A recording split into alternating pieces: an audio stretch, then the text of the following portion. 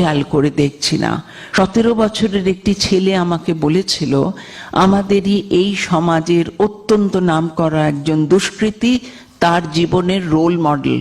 বললাম, কেন বাবা, এত লোক থাকতে সে কেন?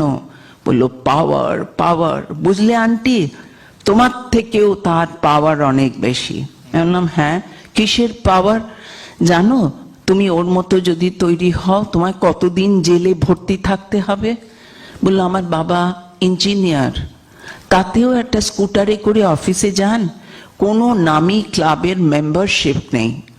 আমি যদি ওর মতো হতে পারি, 6 মাস জেলে থাকবো, আর তার বাইরের 6 মাস কত বাড়ি, কত গাড়ি, কত নারী। স্তব্ধ হয়ে তাকিয়েছিলাম কয়েক মুহূর্ত। কোথায় চলে গেছে মন? বলছে, বন্দি থাকবো 6 মাস, আর বাকি 6 মাস কি উদগ্র কামনা, ভোগের কি উদগ্র উদাহরণ। তাকেও বুঝিয়ে বুঝিয়ে বুঝিয়ে বুঝিয়ে সে রাস্তা থেকে যখন ফেরাতে পেরেছি, ভালো রেজাল্ট করছে, ভালোভাবে এগোচ্ছে, জীবনে সাফল্যের জায়গায় এসে দাঁড়িয়ে এক গাল হেসে বলেছিল, ভাগ্যিস তোমার সাথে দেখা হয়েছিল আমার। এই যে জায়গা, এই যে জিনিসটা সকলকে বোঝাতে চাই, হারিয়ে যেও না, হারিয়ে ফেলো না নিজের সম্পদকে। আরেকটি ছেলে সম্প্রতি বলছে, পড়তে ভালো লাগে না। কেন লাগে না? আমার মা বাবা তেমন অর্থবান পরিবারের জায়গায় দাঁড়িয়ে নেই। আমার বন্ধুদের কত কিছু আছে জানো, কত কিছুর মধ্যে আজকে সবচেয়ে বড় সম্পদ দামি মোবাইল, কিংবা একটা কি বলে ট্যাব, কম্পিউটারও না, ট্যাব। আইফোন হচ্ছে আমাদের স্টেটাস সিম্বল। তোমার আইফোন নেই? এতদিন স্মার্টফোন ব্যবহার করতাম না। অনেক বাচ্চা এসেই বলতো, তোমার লজ্জা করে না, তুমি সাধারণ মোবাইল ব্যবহার করো? আমি বলতাম, ওটা আমার জানলা দিয়ে ফেলে দিতে ইচ্ছে করে, ও আমার রাখতেই ইচ্ছে করে না। বললো, তুমি কিচ্ছু শেখোনি, অনেক কিছু আমাদের থেকে তোমায় শেখাতে হবে। তাও শিখি ওদের হাত ধরে। এবার এই যে জায়গা, এই ছেলেটি যখন বলছে মা বাবা অনেক কিছু দিতে পারে না বলে ওর হতাশ লাগে, বন্ধুদের আছে, ওর নেই। আমি বোঝাতে বসেছি, বাবা যা নেই তা যাতে পেতে পারো তার জন্যে আজ পড়ো। এবং এইখানে একটা প্রসঙ্গের জায়গায় বলি, ইচ্ছে করছে না, ভালো লাগছে না, সচেতন মানুষ এ কথাটা বলতে পারে না। জীবনে ইচ্ছে আর ভালো লাগার থেকেও দামি কথা প্রয়োজন। যেটা করা প্রয়োজন সেটা যদি আমরা করতে শিখি, আমাদের পরবর্তী জীবনে ইচ্ছে ভালো লাগার অনেক দিশা তৈরি হয়। তাই আজ পড়তে না ইচ্ছে করলেও পড়ো। সময়ে যে কাজ করার কথা, কাজের জায়গায় সময়ে যাওয়া, এই যে সময়ানুবর্তিতার কথা বাবুরাজ মহারাজ বলছিলেন, এটা একটা সাংঘাতিক দামি, অত্যন্ত দামি উপাদান জীবনের। যে নিয়ম মানতে শেখে, নিয়ম মেনে চলে, অতিরিক্ত নিয়ম মানতে বলছি না, তাতে আবার অবসেসিভ কম্পালসিভ ডিসঅর্ডার হয়, কিন্তু সাধারণভাবে নিয়ম মানতে শেখা, যে নিয়ম মানলে আমার জীবনের সময়ের সম্পদকে সবচেয়ে বেশি ব্যবহার করা যাবে, সেটা তো আমায় শিখতে হবে। আমার ভালো লাগছে না বলে ফেলে দিয়ে শুয়ে থাকলাম, টিভি দেখলাম কিংবা খেললাম, তা বললে হয় না। যে ছেলে খেলে, খেলার জন্যে খেলে, খেলা দিয়ে জীবনে বড় হবে, সে অনেকক্ষণ খেলতে পারে। কিন্তু আমার পড়তে ভালো লাগে না বলে খেলছি, এটা সঠিক দিশা না, সঠিক কথা না। মা বাবা যেখানে একটু পিছনো, সেখানে আমার বক্তব্য, আত্মসম্পদে নিজেকে বলতে হয়, এই মা বাবার থেকেও আমি যাতে এগোতে পারি, সেই জন্যে আমায় খাটতে হবে। আর যে বাবা মা প্রতিষ্ঠিত, সফল, তাদের দেখে বলা উচিত, এই মা বাবার আঙ্গিকে আমিও নিজেকে দাঁড় করাবো, সেই ট্র্যাডিশন যাতে সমানে চলে। আমি মনে করি জীবনের সুযোগ, শিক্ষিত মা বাবা পাওয়া, নিজের পরিবারের যেটুকু সামর্থ্য, সেটুকুও আমাদের সম্পদ। আরেকটা সম্পদ, মা বাবার রক্ষণাবেক্ষণের ঘেরাটোপ।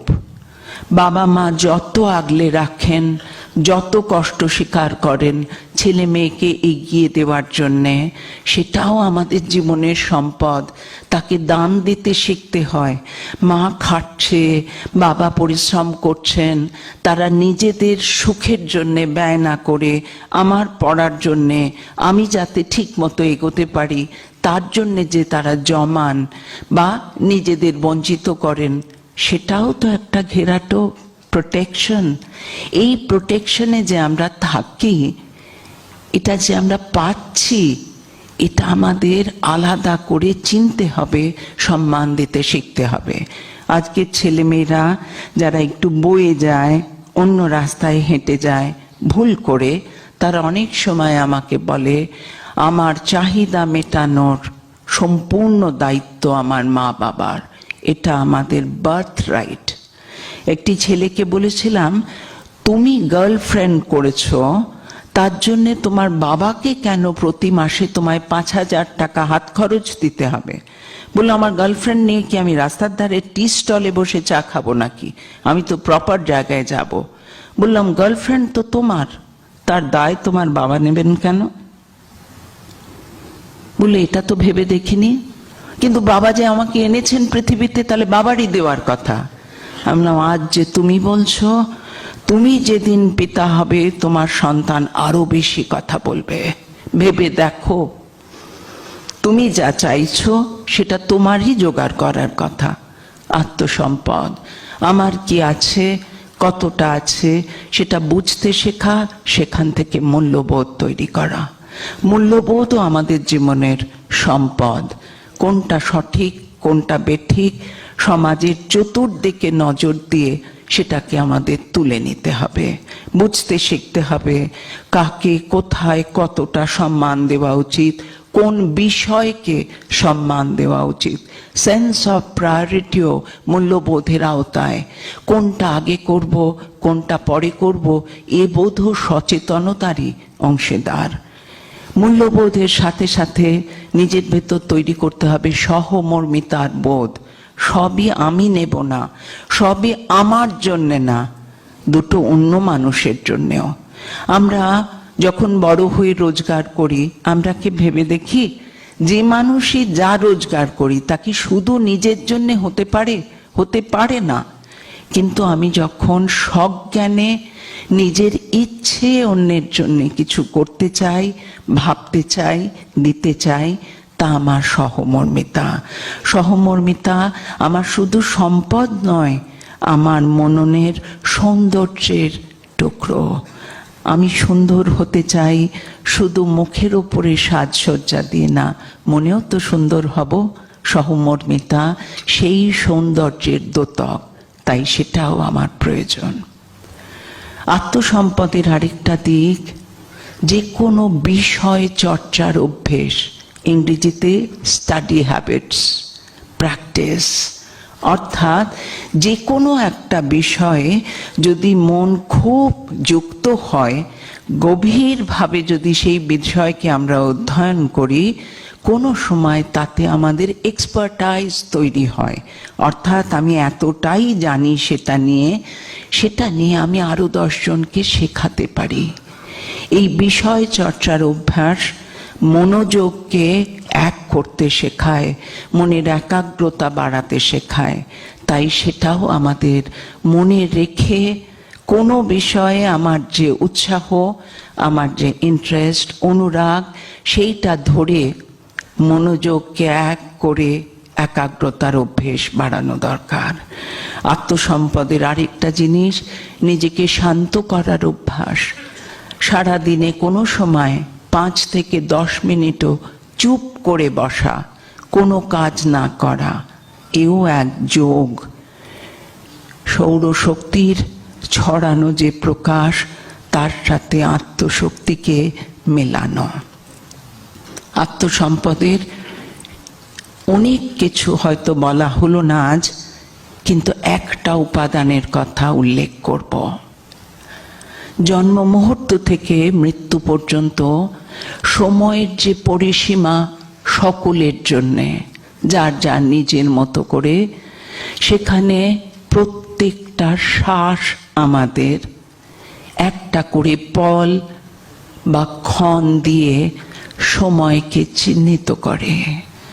প্রতিটি শ্বাস আমাদের জীবনের ওই পরিসীমার যে ব্যাপ্তি, তার একটা একটা করে ক্ষয় হওয়া, জীবনের নিজস্ব নিয়মে একটা করে মুহূর্ত পেরিয়ে যাওয়া, এগিয়ে যাওয়া। কোথায়? জীবনের শেষ পরিসীমার বৃত্তে, অর্থাৎ মৃত্যুর ইশারায়। সেই জন্যে শ্বাসকে সঠিকভাবে ব্যবহার করার অভ্যাস। আমি যা ইচ্ছে তাই খেলাম, রোল খাচ্ছি, বিরিয়ানি খাচ্ছি, ভাজা জিনিস খাচ্ছি, অনেক মিষ্টি খাচ্ছি, আমার শরীরের ক্ষতি হচ্ছে, মনে উত্তেজনা বাড়ছে, চাঞ্চল্য বাড়ছে, শ্বাসের ক্ষয় হচ্ছে, অসুখ আসছে, আমরা খেয়াল করছি না। আত্মসংযম, নিয়মানুবর্তিতা, নিজেকে সংযত রেখে কোনো একটা নির্দিষ্ট ইতি সুরে, ইতি ট্র্যাকেতে এগিয়ে নিয়ে যাওয়ার যে অভ্যাস, সেটা মানব জীবনের একটা বিরাট উপাদান। অনেকগুলো উপাদানের কথা, অনেকগুলো সম্পদের কথা টুকরো টুকরো করে বললাম। আমার সময়ের পরিসীমায় শেষের দিকে এসেছি। আমি বলবো, সম্পদ মানুষের প্রতিষ্ঠা, সম্পদ সাফল্যের ইতিকথা, সম্পদ মানুষের যশ।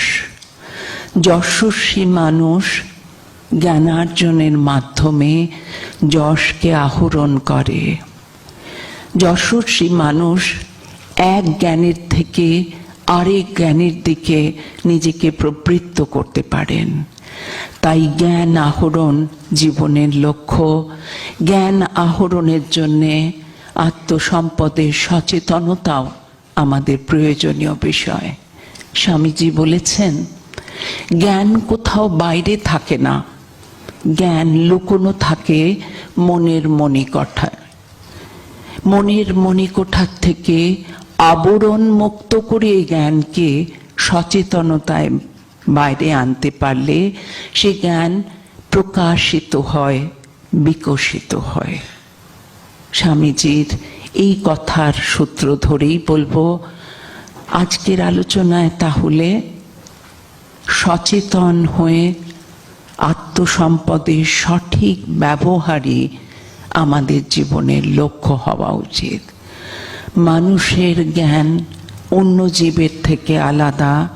উপলব্ধি, অনুভূতির যে সূক্ষ্মতা, সেইটা ধরে জীবনকে চেনার, জীবনকে বোঝার, জীবনের গভীর অভিজ্ঞতা থেকে জীবনের যে নিজের অর্থবহ অবস্থা, তাকে হাত দিয়ে মন দিয়ে ছোঁয়ার ক্ষমতা।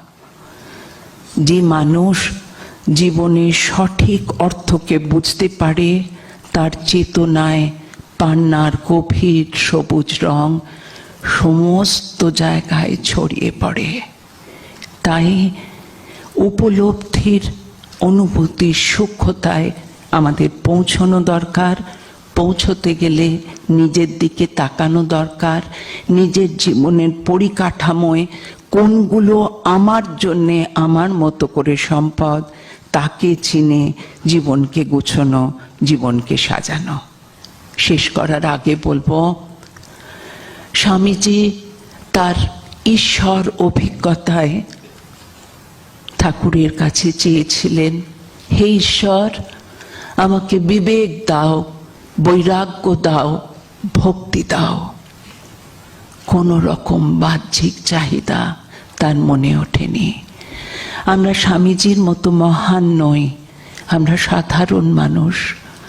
আমরা সাধারণের সাধারণত্ব স্তর থেকেই চলুন আজ সবাই মিলে শপথ নিই, আজ থেকে মন্ত্রের মতো উচ্চারণ করব, হে ঈশ্বর, আমাকে চেতনা দাও, সচেতনতার আলোয় আমায় ভরিয়ে তোলো, যাতে উপলব্ধি, অনুভূতির আকরে জীবনের অভিজ্ঞতা থেকে জীবনের আসল অর্থ আমি চিনতে পারি।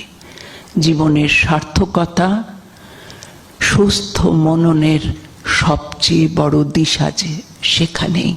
ধন্যবাদ।